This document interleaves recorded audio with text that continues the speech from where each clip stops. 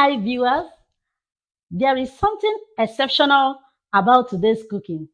You know, what sets us apart is our commitment to not just provide recipes, but also educate you on the nutritional values and benefits of the foods you're eating. While it's easy to enjoy a soup, dish, food, any meal simply for its delicious taste, we go deeper into the reasons behind why you should incorporate those things into your diet, why you should eat those food. Well, beyond every of a food flavor, we explore the health benefit of each ingredient involved in the food, explaining why it's beneficial for your body. By understanding the nutritional values of the foods we eat, we empower you, we empower ourselves to make informed choices that contribute to our overall well being. So, with this in mind, we will be delving into today's delicacy, melon soup, popularly called Egusi soup. But before we continue, if you have not subscribed, please do so. If this is your first time of seeing this channel, kindly subscribe. You will surely learn new things.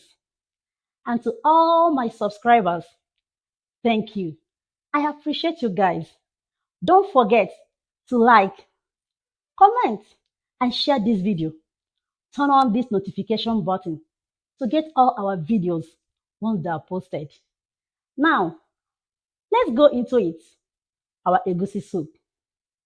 Let's go. All right, here we go. So these are the ingredients I'll be using for the egusi soup. This is my grounded egusi, pepper, grounded crayfish, seasoning, my onions, my stockfish, dry fish, iodized salt, goat meat, of course, with its skin. Some call it shaki. And my vegetable, I'll be using the baby spinach. And I won't forget my cooking red palm oil, then ogili or dadawa as some call it. You will see the health benefits of all these ingredients mentioned in my first YouTube video. So let's get to it. I start by soaking the dry and stock fish with warm water and salt. This helps to make it easy to break into them, washing off the dirt and sand in them if there is any. So before then, I already washed my meat, cut to my desired size. Then I'm going to transfer them to the pot. So here I'll add my washed stock and dry fish into the same pot. You see my seasoning. You can use any brand of your choice. After this, I'm adding my iodized salt. So while doing this, you have to be very careful. As I will always say, be careful with salt. So now I'll be using my vegetable chopper for my onions. This gives my onions the tiny cube size I want because I'll be using some part of these chopped onions when mixing my egusi. Yes. Moving on with it, I'll add some part of the chopped onions to my meat, as you see, and we still keep some because I will use it later in this cooking. You will see where I'm going to use it. After this, I will stir all in the pot. For me, I don't like adding water at this stage. I will always want to simmer the mixture first till the meat boil and bring out that own juice. Only then I'll add water. Alright, as you see, my meat is boiling and bringing out their juice. Then I have already added my water, stir, cover it and leave it in the pot for the meat to cook and get very tender. So while waiting for the meat, I put in my grounded ogili and pepper, some crayfish into the grounded egusi, adding like 2 or 3 spoons of it. Finally, I put in the water. Do not add too much of it right now. Then I put in the last of my chopped onions. After all this mixture, I'm going to stir them very well. You know, when it comes to cooking egusi or making egusi soup, are many ways, depending on how you like it. But on this video, I will be making it the way my family love to eat egusi soup and also the way to enjoy it more. Back to my burner. Here my meat is boiling and I've already tasted the meat. It's cooked. Here goes in my red palm oil, which I'm going to boil with the meat sauce. I tasted it, the salt and everything is good, is okay.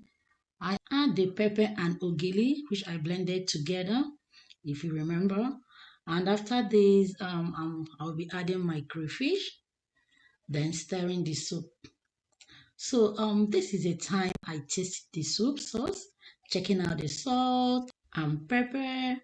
I'll finally close it up, leave it to cook very well with the meat.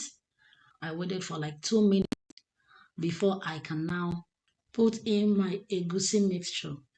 So I'm putting it in a bowl form. I'm going to put it my egusi in balls, as you can see right now, almost to the end of it. I'm going to cover it up, leave it for some time. So we almost at this last phase of it. I'm going to cut my baby spinach veggie. Some people use different type of green leafy vegetable. You can use ozoza, ogo, or even bitter leaf. You can definitely use any vegetable of your choice. Back to my food. The soup is boiling. Oh my word, you need to perceive the aroma of this soup. Then it's ready for my vegetable. So the final stage here is to add in my vegetable and your food is ready. Guys, so over here I'm adding my vegetable. Make sure that you don't overcook this. So after adding the vegetable, I just stir and boom, egusi soup is ready. Guys, if there is a way I can mail this soup to all of you, I will definitely do so. Yes, the soup is irresistible and so delicious. So I promised myself I would definitely eat this very well. So do you know what I did? I'll be converting my Quaker Oats to fufu. All right, let's do it together. I start by blending the oats to a powdered form. Yes, my goal is to eat this egusi soup without having that psychological feeling that is going to add to my weight, whatever fufu you want to use for your egusi soup, but I'm going for Quaker Oat Fufu. As you can see over here, my oat is ready and it's very soft, very fine, as you can see over here. So let's do the last stage of our food before we start eating. All I need is a pot, water, and your oats flour. I add water in the pot, measuring out the quantity of eba I want. Just start putting in the oat flour little by little until you get that desired fufu texture you want. All right, let's do it together. Follow me.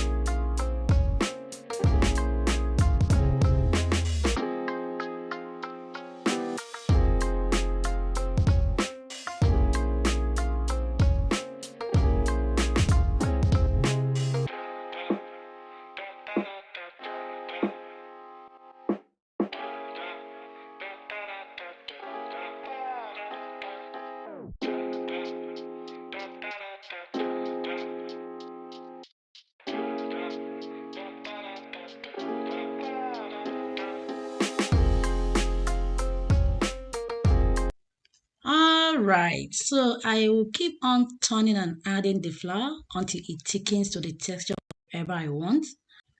Finally, I wrap my eba in a presentable form for the family.